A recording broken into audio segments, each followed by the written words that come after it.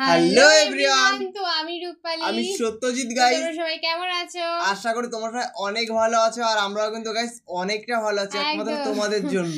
মানে তোমাদের জন্য ভিডিও করতে পারে আরো বেশি বেশি ভালো, আর যে অবশ্যই। ভিডিওগুলো আমরা করছি মানে তোমাদের জন্য এখন দেবো, সেইগুলো তো আরো ভালো আছে। অবশ্যই, মানে সেই ভিডিওগুলো দেখলে গাইস আমাদেরই মন ভালো হয়ে যায় যে ভিডিওগুলো এত সুন্দর সুন্দর ভিডিও। একদম। তো চলো একবার টাইটেলে তোমাদেরকে জানিয়ে দিই। অবশ্যই। তো বলছে বাংলার নায়করা যখন ইংরেজিতে কথা বলে তখন কেমন লাগে গাইস, সেটাই কিন্তু আজকে আমরা দেখতে চলেছি। একদম, মানে এটা হয় না যে ইংরেজরা যখন বাংলা কথা বলে তখন আমার মানে কিরকম একটা লাগে শুনতে, তো এখনই সেম টু সেম সেরকম আমরা শুনতে চলেছি। কিন্তু তো অবশ্যই আমাদের মেইন ভিডিও ডিসক্রিপশনে চলে আসবে, প্লিজ গাইস তোমরা ওখানে চেক আউট করে নিও। তো চলো গাইস বেশি দেরি না করে আজকের ভিডিওটি দেখা যাক।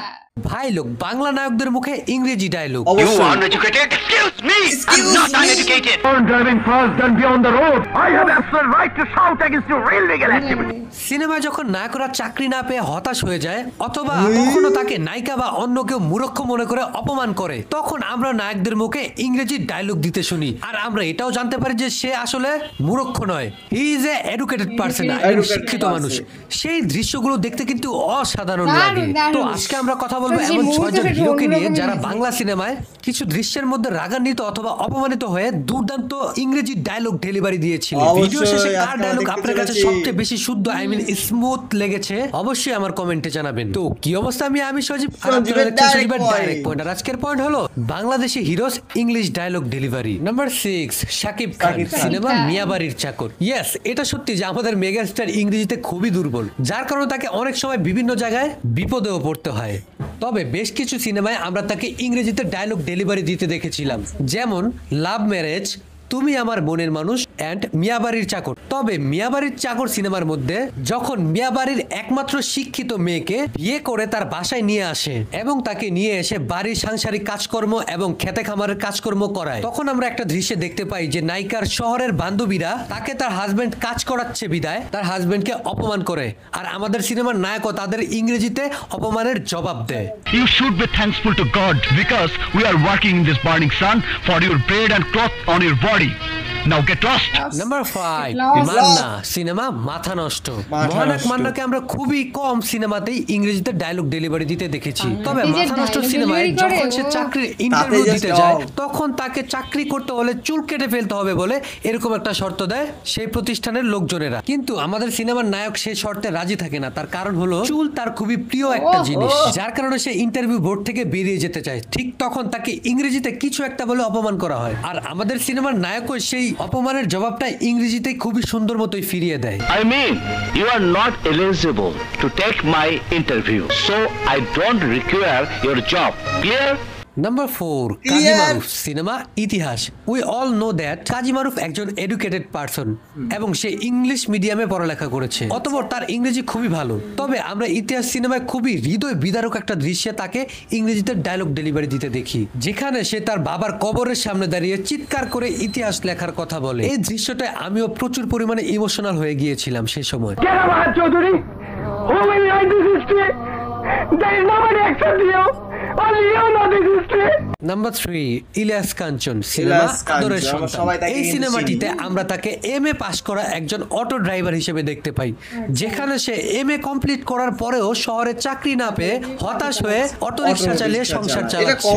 এই ঘটনাটা আমাদের শহরে আমাদের দেশে আজও বাস্তবে ঘটে চলেছে। যাই হোক, বড় লোকরা রিকশা কিংবা অটো ড্রাইভারদের খুবই ছোট মনে করে দেখে। সিনেমা তো এরকম একটা ঘটনা ঘটে যেখানে একজন বড় লোক তার বিশাল গাড়ি দিয়ে রং ভাবে এসে নায়কের অটোর রাস্তা আটকে দিয়ে উল্টো ইংরেজিতে সেই ঝাড়ি দেয়। পরবর্তীতে নায়কও ইংরেজিতে তার উপযুক্ত জবাব ফিরিয়ে দেয়।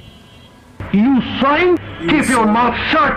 Learn driving fast and beyond the road. Shit, Polashna. Amen.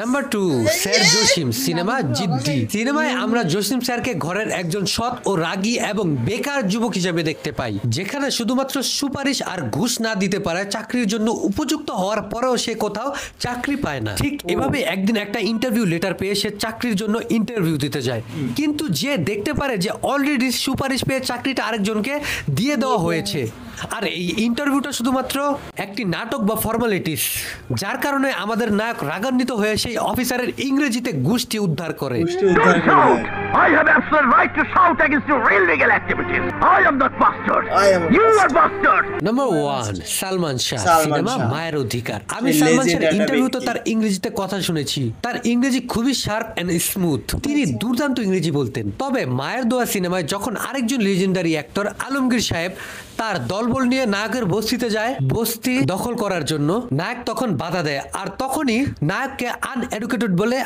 মূর্খ বলে সম্বোধন করে আলমগীর সাহেব। আর তখনই সঙ্গে সঙ্গে আমাদের নায়ক ইংরেজিতে সুস্পষ্টভাবে তার জ্বালাময়ী জবাব ফিরিয়ে দেয়। আর এই দৃশ্যটার মধ্যে কেউ জানতো না যে একে অপরের বাপ ছেলে, যার কারণে এই দৃশ্যটা দর্শকদের কাছে জাস্ট জমে ক্ষীর হয়ে গিয়েছিল। You are uneducated? Excuse me! I'm not illiterate.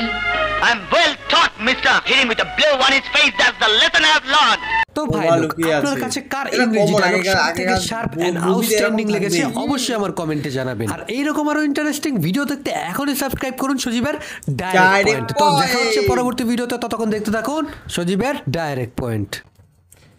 সত্যি গাইজ ডায়লগ গুলো তোমরা শুনলে তো পুরো মুখের পরে কিন্তু মুখ লাগিয়ে বাবার সাথে গন্ডগোল। মানে একদমই বাস্তব কথা। মানে ব্যাপারটা হয়েছে কি, সবাই জানে যে ও মূর্খ, মানে এটা ও হ্যাঁ। কোনো কিছুই করে না, তার মানে ও আর মূর্খ, দেখো কিছু পারে না। আগেকার মুভিতে আমি একটা জিনিস দেখেছি যে ধরো বাবা খুব বড় লোক, মা গরিব ছিল, এর জন্য মাকে মানে যাও কোনো একটা রিলেশন ছিল, লাস্টে বের করে দিয়েছে, লাস্টে ছেলে বড় হয়ে যায়, লাস্টে বাবা ছেলের গন্ডগোল, মারপিট, এইগুলো গাইজ মা লুকিয়ে থাকে, লাস্টে মা বেরিয়ে আসে, এইগুলো গাইজ আগেকার মুভিতে হ্যাঁ, একদম। মানে কি বলবো, মুভি দেখলে গাইজ মানে এখন আমরা বলতে পারবো কমন মুভি গাইজ, কে দেখে না, এইসব আগে মুভি? কিন্তু এটাও হয়েছে যে হয় ছেলে বড়লোক মানে নায়ক বড়লোক হবে, নায়িকা মানে গরিব হবে, নায়িকা গরিব বড়লোক হবে, নায়ক গরিব হবে, মানে অবশ্যই এরকম এই একটা এরকম ব্যাপার টাইপের কিন্তু মুভি আছেই। থাকতো আজকে, মানে আগে থাকতো। একদম তো অবশ্যই গাইস কার ডায়লগ তোমাদের সবার থেকে ভালো লাগলো অবশ্যই গাইস আমাদের কমেন্টে জানিও। একদম ভিডিওটা কেমন হলো সেটা তো অবশ্যই আমাদেরকে জানাতে হবে, আর আমাদের ভিডিও তোমাদের কতটা ভালো লাগছে সেটা তো সেটা অবশ্যই গাইস অবশ্যই। তোমরা কমেন্টে জানিও। একদম। তো চলো গাইস নতুন কোনো ধামাকাদার ভিডিওতে তোমাদের সাথে আবার দেখা হবে। আজকের মতন এখানেই, টাটা। Bye bye।